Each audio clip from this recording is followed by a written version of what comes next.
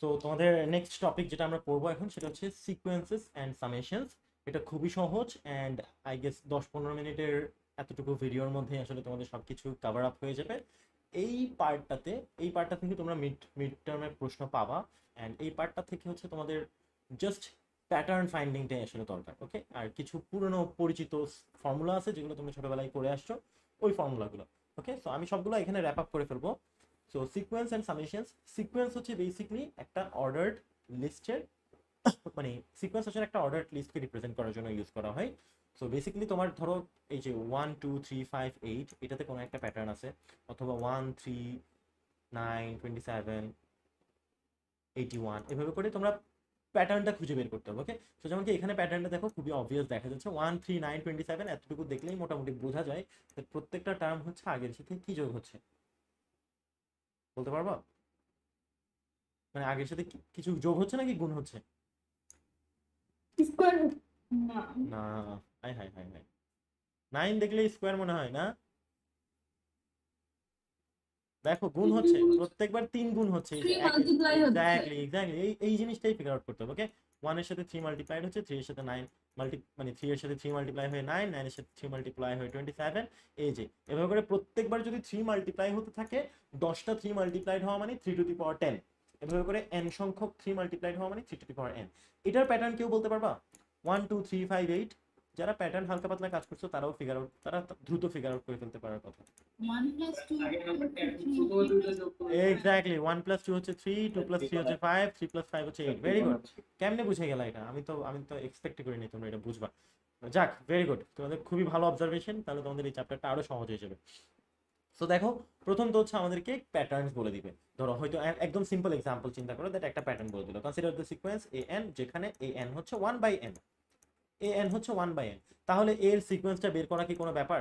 এ one মানে হচ্ছে 1 by, sorry, a1 মানে হচ্ছে 1/1 which is 1, a2 মানে হচ্ছে 1/2 which is, a2 মানে হচ্ছে 1/2, এই যে হাফ, a3 হচ্ছে 1/3 and so on sequence. Okay, so এখানে যদি তোমার অন্য কোনো কমপ্লিকেটেড ফর্মুলাও দিত, তোমাদের এই সিকোয়েন্সটা বের করা কি কোনো সমস্যা হতো?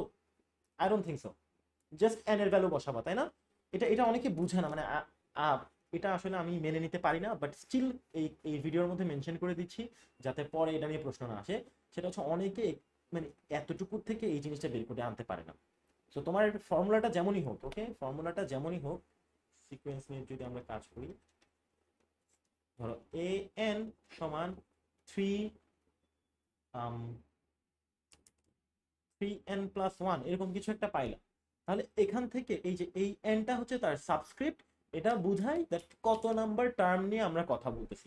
ওকে, সো এটার থেকে কিন্তু আমাদেরকে পারতে হবে প্রত্যেকটা টার্ম বের করা। যেমন কি a7, আমাদেরকে যদি এখন a7 বলে, তাহলে কি কি হচ্ছে আসলে? আমি এটা জিজ্ঞেস করতেছি, আমি জানি দেয়ার আর স্টুডেন্টস যারা এটা নিয়ে স্ট্রাগল করে, তাই বলতেছে। ওকে, তুমি যদি স্ট্রাগল নাও করো, জাস্ট মানে ফিল ফ্রি বলে দিতে। a7 মানে কি বোঝাচ্ছে আসলে? এটা বোঝাচ্ছে সেভেন্থ টার্ম।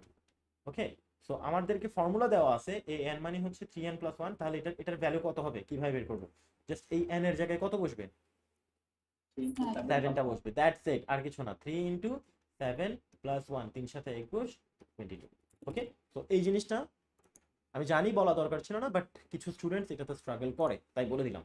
ওকে, সো এই ধরনের উল্টাপাল্টা ফর্মুলাও যদি দেয় তোমাকে 1/n এর জায়গায় বিভিন্ন ধরনের ফর্মুলা দেখতে পারো, বাট তোমরা বের করে ফেলতে পারবা হোপফুলি।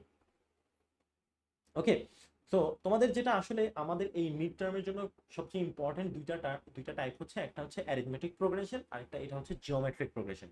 সো জিওমেট্রিক প্রোগ্রেশন দিয়ে শুরু করি। জিওমেট্রিক প্রোগ্রেশন হচ্ছে বেসিক্যালি এই যে দেখো, প্রথমটা দিছে এ, তারপর দিছে এ আর, তারপর দিছে এ আর স্কোয়ার, তারপর একটা কি হবে থাকলে, যদি কিছু থাকতো এ আর কিউব থাকতো, রাইট? এভরি টাইম একটা আর মাল্টিপ্লাইড হচ্ছে, বোঝা যাচ্ছে কথা? প্রত্যেকবার একটা আর মাল্টিপ্লাইড হচ্ছে। ওকে, সো এখানে ইনিশিয়াল টার্মটা হচ্ছে এ, অ্যান্ড কমন রেশিও বলে যেটা হচ্ছে প্রতিবার মাল্টিপ্লাইড হচ্ছে, সেটা হচ্ছে আর।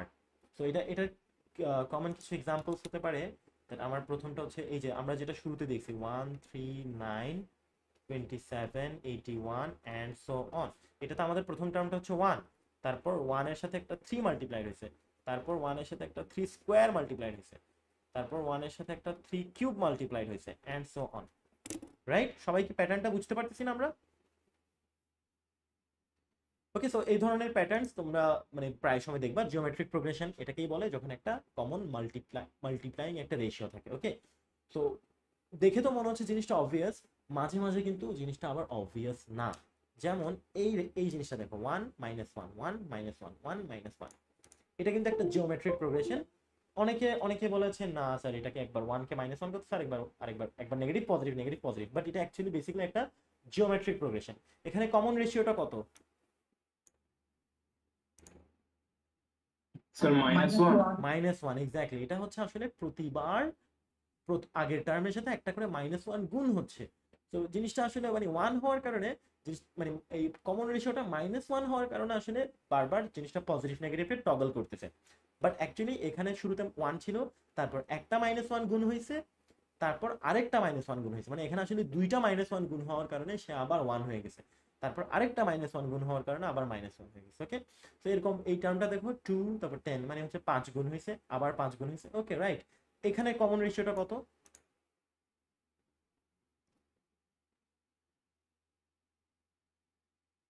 লাস্ট সিকোয়েন্সটাতে 1/3। 1/3, এক্স্যাক্টলি। ওকে, অথবা তুমি বলতে পারো দ্যাট প্রত্যেকবার ভাগ হচ্ছে, নর্মালি গুণ হয় এবারে ভাগ হচ্ছে, বাট ভাগ আর বিয়োগ এগুলো হচ্ছে আসলে মানে গুণ আর যোগের জাস্ট অপোজিট একটা অপারেশন, রাইট? সো বেসিক্যালি 1/3 দিয়ে গুণ হচ্ছে। ওকে, 6 এর সাথে 1/3 গুণ হলে 2, 2 এর সাথে 1/3 গুণ হলে 2/3, তার সাথে 1/3 গুণ হলে 2/9 and so on. Okay, and then there comes the arithmetic progression which is comparatively easier to figure out. সেটা হচ্ছে প্রতিবার একটা জিনিস যোগ হয়, যেমন কি শুরুতে a থাকতেছে, তারপর একটা d যোগ হয়েছে, তারপর দুইটা d যোগ হয়েছে and so on. তো n তম টার্মে গিয়ে, n তম টার্ম না আসলে n+1 তম টার্ম। ওকে, মানে প্রথম টার্মে তো একটাও যোগ হয় নাই, সেকেন্ড টার্মে একটা যোগ হয়েছে, 3 নাম্বার টার্মে দুইটা যোগ হয়েছে, তাহলে nটা যোগ হবে আসলে n+1 তম টার্মে, রাইট? বুঝছো? এই জিনিসটা একটু বুঝাই দেই। সেটা হচ্ছে তোমার প্রথমটা যদি a হয়, তারপর a প্লাস একটা d, তারপর a প্লাস দুইটা d, এরকম করতে করতে যখন তুমি a প্লাস 7টা d পাবা, এটা আসলে কত নাম্বার টার্ম?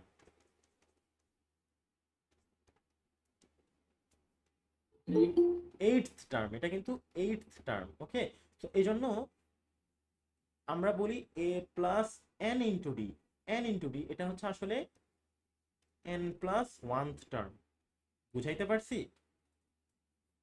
সো এটা কেন জানা দরকার? বিকজ তোমাদেরকে কিন্তু nth টার্ম জিজ্ঞেস করবে প্রায় সময়, দেখবা দ্যাট এই সিকোয়েন্সটা একটা সিকোয়েন্স দিয়ে দিছে, বলছে find out the nth term. সেটার ফর্মুলা কি হবে আসলে?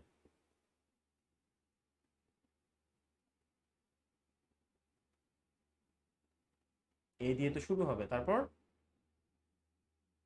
n-1 very good, n-1 into d। ওকে, তো এই জিনিসটা খুবই কমন, আমরা ছোটবেলায় অনেকবার দেখছি, বাট বি কেয়ারফুল, এখানে কত নাম্বার টার্ম জিজ্ঞেস করতেছে। ওকে, মানে অনেক সময় জাস্ট তোমাকে 8th টার্ম জিজ্ঞেস করছে, আর তোমরা তাড়াহুড়া করে যেটা করে দিবা a+8d। না, this is wrong. Okay, hopefully বুঝাইতে পারছি। এটা খুব সহজ একটা প্রশ্নের just explanation. So let's see some examples. -1 3 7 11, একটু খেয়াল করলেই বোঝা যায় দ্যাট প্রতিবার আমার 4 যোগ হচ্ছে।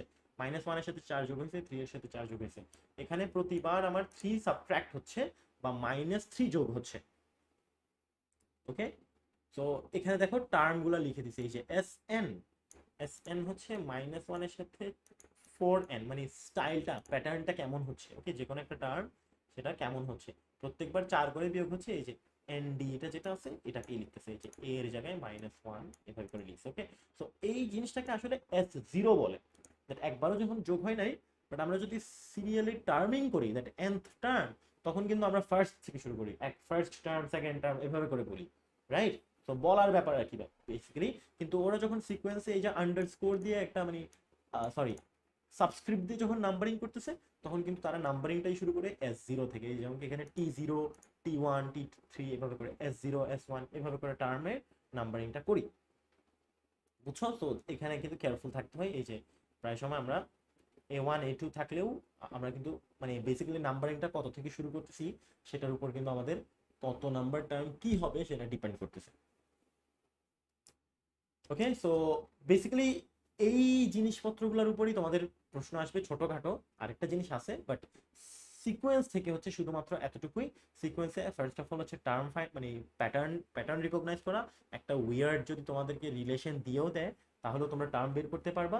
তারপর জিওমেট্রিক প্রোগ্রেশন আর অ্যারিথমেটিক প্রোগ্রেশন, এই দুইটা প্রোগ্রেশনের nth টার্ম, অথবা there is one more thing that is some of n terms. Okay, so এই জিনিসটা তোমাদেরকে আমি সেলফ স্টাডি দিয়ে দিচ্ছি, দ্যাট n সংখ্যক টার্ম যোগ করলে কি হয়, এটা তোমরা ছোটবেলায় করে আসছো। এরকম একটা সিকোয়েন্স, আমি যদি বলি প্রথম 10টা টার্ম যোগ করলে কি হয়, সেটার কমন ফর্মুলা আছে অ্যারিথমেটিক প্রোগ্রেশনের ক্ষেত্রেও, জিওমেট্রিক প্রোগ্রেশনের ক্ষেত্রেও। এটা তোমরা একটু নিজেরা সেলফ স্টাডি করে নিবা, পারবা? জি স্যার। ওকে, গ্রেট। তাহলে আমি নেক্সট সাব টপিকটা ডিফারেন্ট ভিডিওতে রেকর্ড করি।